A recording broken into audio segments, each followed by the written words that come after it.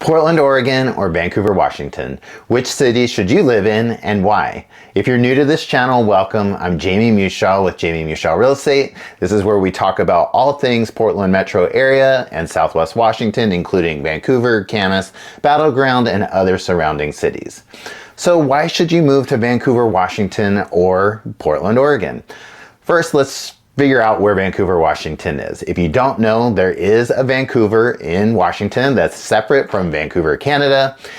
Vancouver, Washington is about 5 minutes north of the Portland International Airport.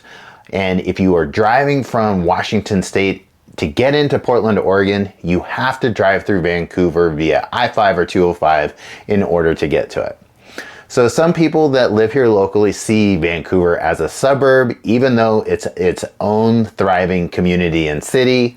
The Clark County area, which includes all of the cities around Vancouver, we have about 525,000 people that currently live here.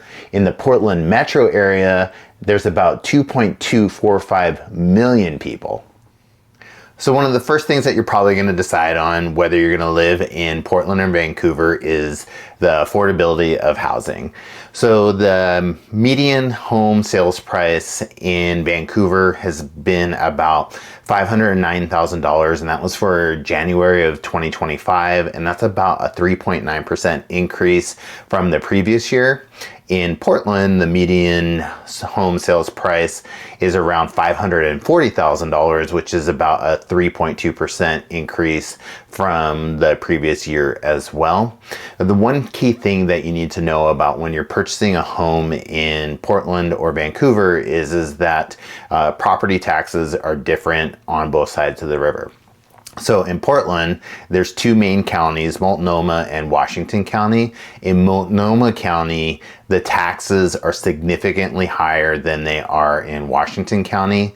And in Vancouver, the property taxes are going to be less than what they are in Portland overall anyways. Now, just because the median home sales price in both Portland and Vancouver are over $500,000, that doesn't mean that there isn't affordable housing here. In Portland, you can find homes for around $475,000 in the Gilhurst-Powell area. And in Vancouver, you have an area that is around the Vancouver Mall. You can find homes that are around $410,000. A lot of those will probably also be townhomes or condos, but you can find properties here that you can purchase that are on the more affordable end of the price range. But on the other end of the spectrum, if you're looking for a luxury home, there are areas in Portland and Vancouver that you can find those properties as well. In Portland, there's the Southwest Hills, where the median home sales price there is around $1.1 million. And then in Vancouver, actually Camas, which is a suburb city of Vancouver, there are a lot of luxury properties there as well. And the median home sales price for that area is around $905,000 as of January of 2025. So let's just say you had $600,000 to spend. You could easily find properties both in the Portland metro area and Vancouver and surrounding areas as well.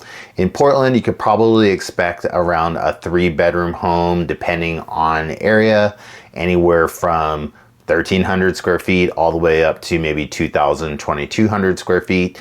Typically, that's going to be an older home as well. There's not a ton of new construction at that price point in the Portland metro area. In Vancouver, on the other hand, you could definitely find a property that is newer or built in the last 10 years. We have a lot of communities surrounding Vancouver that are also homes that are in the $600,000 price point. If you were to buy in Vancouver, you could expect to get something that was maybe between 1,800 to 2,500 square feet. You could easily get a 4-bedroom home in that price point. If you find an older home, usually those properties are on larger lots. And then if you move to the outskirts of Vancouver in areas such like Battleground, you're easily getting 2,500 square feet in that $600,000 price point. You just might be getting a smaller lot at that time. So your next determining factor is probably going to be, what are the job opportunities here in Portland and Vancouver?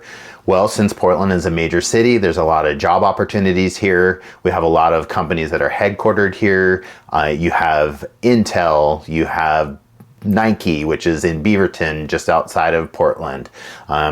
Companies like Danner Boots. We also have OHSU Hospital, which is a huge medical facility here. So there's lots of healthcare jobs. In Vancouver, we have a lot of technology-based companies here as well. One of which is a microchip manufacturing company called WaferTech. That's a huge company in Camas. We also have Peace Health Hospital, which is our largest medical facility here in Vancouver as well. So you do have a lot of job opportunities when you're looking at moving to this area. One of the things that you need to consider also is commute time a big issue for you? So a lot of people like to live in Vancouver because it's a little bit more affordable. But since a lot of the jobs are over in Portland, you can expect about 65,000 people daily that commute into Portland from Vancouver to their jobs. Where vice versa, if you're looking to have a job in Vancouver, the people that are commuting from Portland to Vancouver is about 17,000 daily. So there's a big difference in traffic depending on which way you're going for your job. Then obviously you're probably wondering about pay. You know, there's quite a bit of few jobs that pay more in Portland. The key factor that you need to remember is that if you work in Oregon and live in Washington, you are paying Oregon state income tax. Where on the Washington side, we do not have state income tax. So if you live and work in Washington, you will not be paying that state income tax. If you live in Washington and work in Oregon, you will be paying an income tax.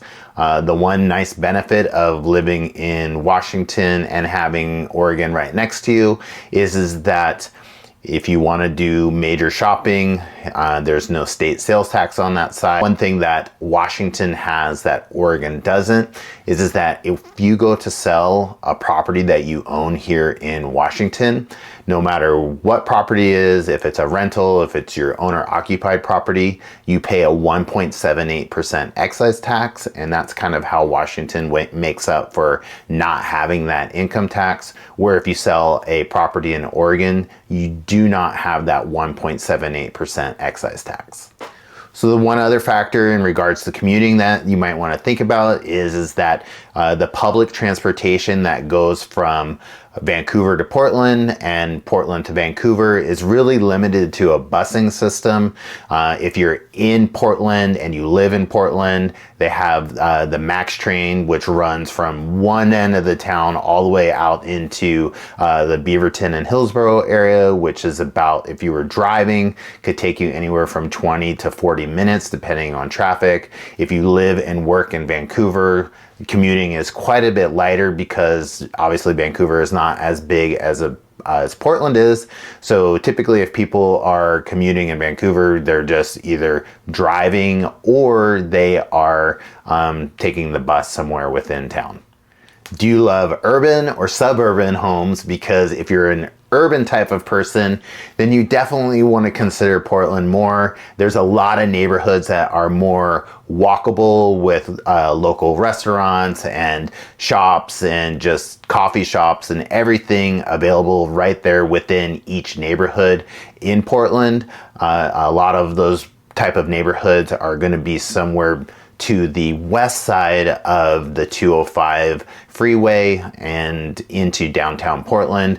Vancouver is more of a suburban area. It's not as walkable unless you live in direct downtown Vancouver, which the downtown area in Vancouver has been built up significantly. There's a lot of luxury hotels there now, luxury shopping, high-end restaurants, coffee shops, everything that you would want for walkability in downtown Vancouver is there now. So you do have a lot of choices in terms of what type of neighborhoods you want to live in. If you want to be in that urban setting in Portland, in Vancouver, not so much, because again, it's more of a suburban laid out city versus what Portland is. So those are probably going to be the key points of deciding if you're going to move to Portland or Vancouver. It's going to be housing, job opportunities, do you like the commute or not, urban or suburban. Also, schools are going to be a factor here as well. So these are going to be all things that you want to take into consideration when you are thinking about moving to this area. If for any reason that you have more questions about Portland or Vancouver and what type of neighborhoods are in each city, I can definitely answer for those for you. So that concludes my video on whether you should live in Portland or Vancouver. Down in my comments below, I have a link to my weekly newsletter. Please sign up for that. We have a ton of great videos coming in 2025. I don't want you to miss out on those as well. So please like and subscribe and comment below, and we will see you on the next video.